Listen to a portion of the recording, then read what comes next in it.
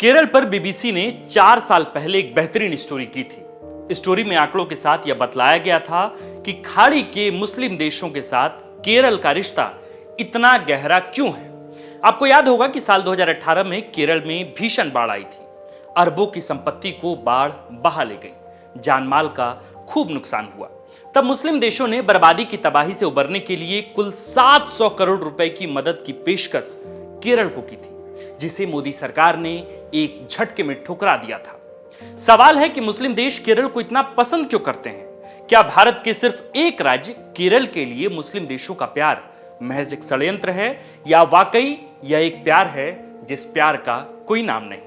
अगर मुस्लिम देशों का भारत के सिर्फ एक राज्य केरल के लिए अगाध प्रेम एक षड्यंत्र है, तो इसके पीछे की पूरी कहानी क्या है? सालों दर साल केरल की उन इस्लामिक देशों के साथ रोटी बेटी का रिश्ता कैसे बनता गया, वो भी उन देशों के साथ जिन इस्लामिक देशों में बड़े बड़े आतंकवादी संगठन ऑपरेट होते हैं। कैसे आज केरल के ज्यादातर मुसलमान अरब के इन्हीं मुस्लिम देशों में अगाध पैसा कमा रहे हैं, और इस रिश्ते में आकर कैसे केरल के मुस्लिम परिवारों का अरबीकरण होने लगा है। ये सब इंसाइडर बताएंगे आपको आज की इस वीडियो में, लेकिन इससे पहले मेरा एक छोटा सा परिचय। नमस्कार, मेरा नाम है आकाश और आपका स्वागत है द फोर्थ पिलर के हमारे आपके यूट्यूब फेसबुक पन्ने पर। अब खबर पर चलते हैं। सीडीएस यानी सेंटर फॉर डेवलपमेंट स्टडीज की रिपोर्ट बताती है कि केरल के 10% लोग केरल में न रहकर खाड़ी के मुस्लिम देशों में रहते हैं। इस रिपोर्ट के मुताबिक खाड़ी के मुस्लिम देशों में केरल के लोगों का पलायन कोई नया नहीं है।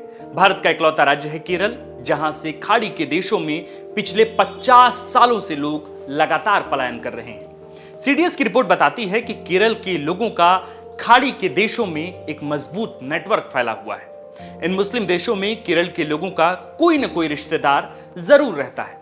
इस रिपोर्ट में यह भी बताया गया कि इन मुस्लिम देशों में रह रहे केरल के लोगों की आर्थिक स्थिति पहले से कहीं अधिक मजबूत हुई है।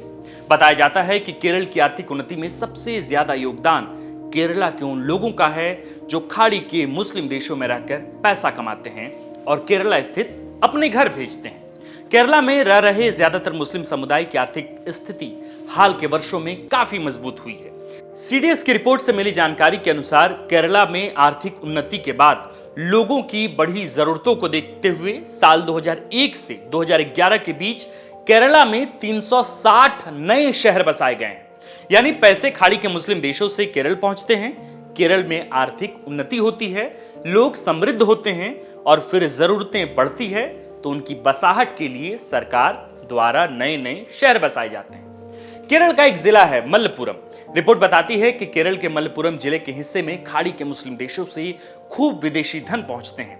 यानी केरला से पलायन कर खाड़ी के मुस्लिम देशों में कमाने वाले लोग विदेश से कमाकर बड़ी रकम केरला के मलप्पुरम जिले में भेजते हैं। आंकड़ों के मुताबिक खाड़ी के देशों से आने वाले कुल विदेशी धन का 20% पैसा मलप्पुरम जिले में पहुंचता है। एक और जरूरी बात जो सीडीएस यानी सेंटर फॉर डेवलपमेंट स्टडीज की स्टडी से पता चलती है कि केरला की 10 लाख महिलाएं केरल में अकेले रहने को मजबूर हैं, क्योंकि करीब करीब 10 लाख महिलाओं के पति खाड़ी के मुस्लिम देशों में पैसा के लिए पलायन कर चुके हैं। खाड़ी के देशों में पलायन कर चुके ज्यादातर मुस्लिम समुदायों ने केरला की आर्थिक उन्नति में बहुत बड़ा योगदान दिया है। कितना योगदान दिया है, इसे आंकड़ों से समझिए। साल 2012 में केरल में विदेशों से 66,000 करोड़ जमा किए गए। इनमें ज्यादातर पैसा खाड़ी के देशों से भेजे गए थे। 2013 में विदेशों से आने वाले पैसों में 40% की बढ़ोतरी के साथ यह रकम 90,000 करोड़ तक पहुंच गई। 2014 में विदेशों से आने वाले पैसों में 14% की बढ़ोतरी हुई और यह राशि 1.4 अरब तक पहुंच गई। केरला में विदेशों से आने वाले पैसों में ज्यादातर पैसा खाड़ी के मुस्लिम देशों से ही पहुंचता है। खैर, ये तो हुई केरल की मुस्लिम देशों से दोस्ती की एक झलक। अब आपको बताते हैं कि केरला की अरब के मुस्लिम देशों के साथ रिश्ते इतने प्रगाढ़ कैसे होते चले गए। जानकार बताते हैं कि केरल से खाड़ी देशों के संबंध 4वीं शताब्दी ईसा पूर्व के आरंभिक दौर से शुरू हो चुके थे। उन दिनों केरल पूरी दुनिया में मसाला के लिए मशहूर था। इतिहासकार बताते हैं कि तब 4वीं शताब्दी के आरंभिक दौर में अरब के व्यापारी मसाले के व्यापार के लिए केरल आते थे। अरब के देशों के व्यापारियों का केरल पहुंचने का सिलसिला इस कदर बढ़ा कि अरब के लोग केरल के तटीय इलाकों में रहने वाले लोगों से घुलने मिलने लगे। रिश्तेदारी ऐसी बढ़ी कि अरब के व्यापारियों और केरल के लोगों के बीच रोटी बेटी का रिश्ता तक बन गया। केरल के लोग भी समुद्र पार कर अरब के देशों में काम की तलाश में पलायन करने लगे। वक्त बीतता गया और दशक आया 1950 का। फारस की खाड़ी में पेट्रोलियम का विशाल भंडार मिला। फिर क्या, दुनिया के मजदूरों के लिए रोजगार का साधन अचानक बढ़ गया। केरल के लोगों का खाड़ी के मुस्लिम देशों में पलायन तो पहले से चालू था, इसलिए फारस में पेट्रोलियम के विशाल भंडार मिलने से उपजे रोजगार के मौके को केरल के लोगों ने हाथ से जाने नहीं दिया। फिर केरल से शुरू हुआ मुस्लिम देशों में ताबड़तोड़ पलायन। सीडीएस की रिपोर्ट बताती है कि 1960 से 1990 के बीच जब केरल में वाम दलों की सरकार थी, तब केरल में सबसे ज्यादा बेरोजगारी रही, जिससे केरल के लोगों ने खाड़ी के मुस्लिम देशों में सबसे ज्यादा पलायन किया। अब जरूरी बात जान लीजिए, अगर केरला स्टोरी की स्टोरी 1% भी सही है तो इसके पीछे की रणनीति पर एक नजर डालनी चाहिए। दुनिया का सबसे खतरनाक आतंकी संगठन आईएसआईएस इसी अरब देश इराक और सीरिया से ऑपरेट होता है, जहां रिपोर्ट के मुताबिक केरल के लोग सबसे ज्यादा पलायन किए हुए हैं। दूसरा है उसामा बिन लादेन का अलकायदा ग्रुप, जिसके लड़ाके इन्हीं खाड़ी के मुस्लिम देशों से ज्यादातर शामिल होते हैं। और जैसा कि सीडीएस की रिपोर्ट बताती है कि केरल के लोगों का नेटवर्क खाड़ी के मुस्लिम देशों में बहुत मजबूती से फैला हुआ है। यहां हर किसी का दादा चाचा ताऊ रहता है।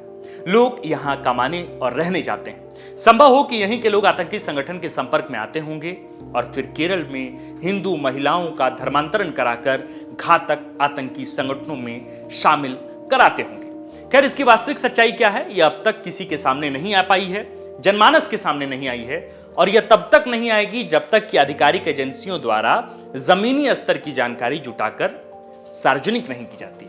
आपको ये वीडियो कैसा लगा हमें कमेंट में लिखकर जरूर बताएं। बाकी द फोर्थ पिलर के यूट्यूब और फेसबुक पन्ने को जरूर सब्सक्राइब करें। और चूंकि संवेदनशील विषयों पर हम लगातार रिपोर्ट बताते हैं, वीडियो कर रहे हैं, तो जरूरी यह है कि आप इन वीडियो को लगातार अन्य लोगों के बीच भी शेयर करें। बाकी आप ऐसे ही देखते रहें द फोर्थ पिलर। शुक्रिया। अगर आप चाहते हैं कि हमारे वीडियोस का नोटिफिकेशन आपको बिना देरी के मिलता रहे, तो आप इस चैनल को फॉलो और सब्सक्राइब जरूर कर लें। बाकी आप हमारे काम को लेकर कोई सुझाव हमें देना चाहते हो तो कमेंट बॉक्स में आप सादर आमंत्रित हैं। इसके अलावा हमारे वीडियोस आपको अलग अलग ठिकानों जैसे फेसबुक, इंस्टाग्राम, ट्विटर पर भी देखने को मिलेंगे, जिसके लिंक डिस्क्रिप्शन में डाल दिए गए हैं। शुक्रिया।